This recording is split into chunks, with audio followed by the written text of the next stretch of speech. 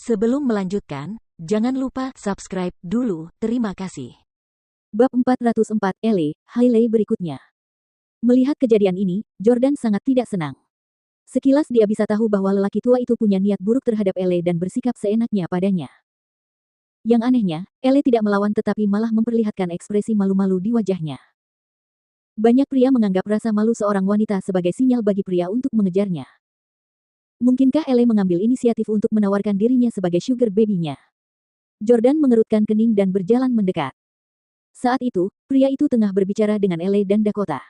Mereka mengobrol riang sambil memegang gelas-gelas anggur di tangan mereka. Dakota terus merekomendasikan Elle kepada pria itu. Tuan Adler, Jenny bahkan belum pernah jatuh cinta dan dia belum pernah kehilangan ciuman pertamanya.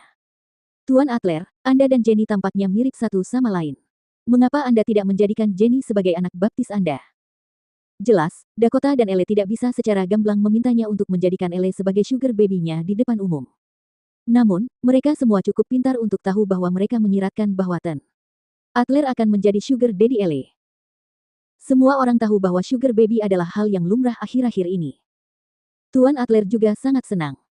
Lumayan, peramal itu mengatakan bahwa saya harus mengakui seorang putri baptis tahun ini untuk mendapatkan keberuntungan besar. Jenny, apakah kamu bersedia menjadi putri baptis saya? Jenny tersenyum dan menatap lelaki tua itu dengan malu-malu. Ayah baptis. Tanpa menyatakan persetujuannya secara tegas, Jenny langsung memanggilnya sebagai ayah baptisnya. Hahaha, bagus. Aku akan mengajakmu bersenang-senang di DC malam ini. Tanpa menahan diri, Tuan Adler melingkarkan lengannya di bahu Jenny sementara pria paruh baya lainnya di meja yang sama tertawa bersama. Mereka semua tentu mengerti apa yang akan terjadi pada Tuan Adler dan putri baptisnya malam ini. Pada saat itu, Jordan berjalan mendekat. Ini pengantin prianya. Ketika Tuan Adler melihat Jordan, dia juga menjadi sangat bersemangat. Meskipun dia adalah orang penting dalam lingkaran keuangan dan industri film di DC, dia masih berada satu tingkat di bawah keluarga Howard. Setelah menyaksikan konfrontasi antara kakak laki-laki Jordan dan Martin, dia menyadari bahwa keluarga Stelle tampaknya lebih kuat daripada keluarga Howard. Oleh karena itu, Tuan Adler sangat menghormati Jordan. Hai Jordan, saya sudah berteman dengan keluarga ayah mertuamu selama puluhan tahun dan karena hari ini adalah hari besarmu, kita harus minum bersama. Saat dia berbicara, Tuan Adler hendak menuangkan anggur. Karena dia adalah tamu keluarga Howard, Jordan tahu bahwa tidak pantas untuk mempermalukannya. Kalau tidak, Jordan pasti sudah lama marah padanya karena merangkul Elle dan mencengkeram lengannya. Aku di sini untuk mencari Elle. Elle? Siapa Elle? Tuan Adler tercengang. Pada saat ini, Elle menundukkan kepalanya, tidak berani menatap Jordan. Dia sangat malu karena Jordan menabraknya saat dia sedang mencari sugar daddy. Mengabaikan pria yang lebih tua itu, Jordan meraih pergelangan tangan Elle. Mari ikut saya. Ia lalu menarik Elle dan pergi ke kamar kecil di lantai 2. Karena jamuan makan baru saja dimulai dan semua orang sedang makan, tidak ada seorang pun di sana. Jordan sangat tidak senang jadi dia bertanya, Elle. Namaku sekarang Jenny, Elle mengoreksi. Jordan menatap wajahnya yang telah menjalani operasi plastik, dan memang berbeda dengan Elle yang asli. Baiklah, Jenny. Coba aku tanya, kenapa kau mengakui lelaki tua itu sebagai ayah baptismu? Kau seharusnya bisa tahu bahwa dia hanya ingin tidur denganmu, kan? Elle berkata, saya ingin menjadi selebritas terkenal dan menghasilkan banyak uang. Saya pikir pantas untuk menggunakan tubuh saya demi kesempatan menjadi terkenal. Mendengar kata-kata itu dari Elle membuat Jordan geram. Ia tidak pernah menduga hal itu akan keluar dari mulut Elle. Selama ini, Jordan memperlakukannya seperti adik perempuannya. Selama 3 tahun terakhir sebagai suami yang tinggal serumah dengan Hailey, dia sering kali menjaga Elle, yang saat itu masih gadis puber. Meskipun dia nakal, dia sangat mencintai dirinya sendiri dan Jordan tidak ingin dia bersikap semurah ini.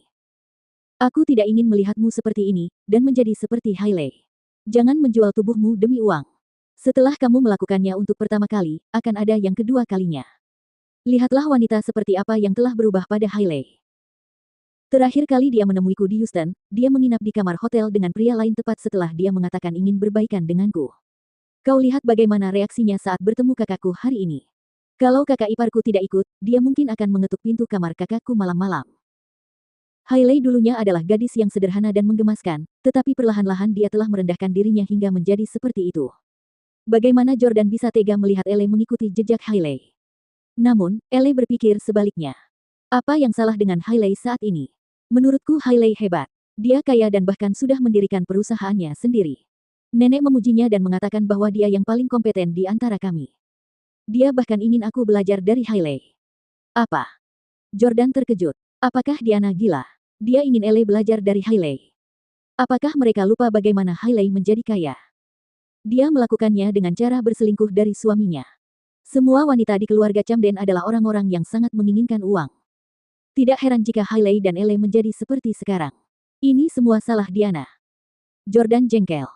Ele, tidak, maksudku, Jenny. Kita sudah berhubungan baik selama ini dan kau bahkan membantuku menceraikan sepupumu. Aku sangat berterima kasih padamu untuk itu. Aku tidak bisa melihatmu terpuruk seperti itu. Begitu kau menjadi Kanten Adler sebagai sugar daddy-mu, kau akan segera memiliki sugar daddy kedua dan ketiga. Kau masih muda dan kau tidak tahu betapa tak terpuaskannya nafsu para bos dan investor di industri hiburan itu. Namun, Ele berkata, saya tidak peduli selama saya bisa menjadi terkenal dan menghasilkan banyak uang. Jordan tercengang. Apakah Ele sudah gila karena dia begitu terobsesi ingin menjadi kaya dan terkenal? Dia tidak bisa menamparkan Ele untuk membangunkannya, karena dialah alasan mengapa Ele berakhir di industri hiburan. Kalau saja Jordan tidak menyebabkan keluarga Camden bangkrut, Jenny akan tetap menjadi pewaris keluarga Camden dan menjalani kehidupan yang bebas. Ele berkata dengan emosional, Jordan, terima kasih atas kebaikanmu, aku sangat menghargainya, tetapi jika aku tidak bisa menjadi terkenal di industri hiburan, aku benar-benar tidak sanggup menghadapi orang tua dan nenekku. Aku akan menemani Tuan Adler malam ini dan satu-satunya penyesalanku adalah tidak menyerahkan keperawananku padamu. Jordan tercengang. Gadis ini masih menyukaiku. Untuk sesaat, Jordan teringat saat dia pertama kali mencium Jenny di kantornya setelah mengetahui perselingkuhan Hailey dan Chaiden. Jika dia mau, dia juga bisa mengambil keperawanan Ele. Meskipun Ele cantik dan memiliki bentuk tubuh terbaik yang pernah dilihat Jordan, dia tidak pernah merasakan perasaan romantis apapun terhadapnya. Atau lebih tepatnya, Ele tidak pernah muncul di waktu yang tepat. Mungkin itu semua hanya masalah waktu yang tidak tepat. Maafkan aku, Jordan, anggap saja aku wanita rendahan dan jangan pernah ikut campur dalam hidupku lagi. Aku akan terus melanjutkan jalan yang telah kupilih. Mata Jenny dipenuhi air mata dan dia hendak pergi setelah mengucapkan kata-kata itu. Jordan mencengkeram pergelangan tangan Jenny dan berkata, aku tidak akan membiarkanmu menjadi Hailey berikutnya. Kau ingin terkenal, ya. Baiklah, aku akan membuatmu terkenal.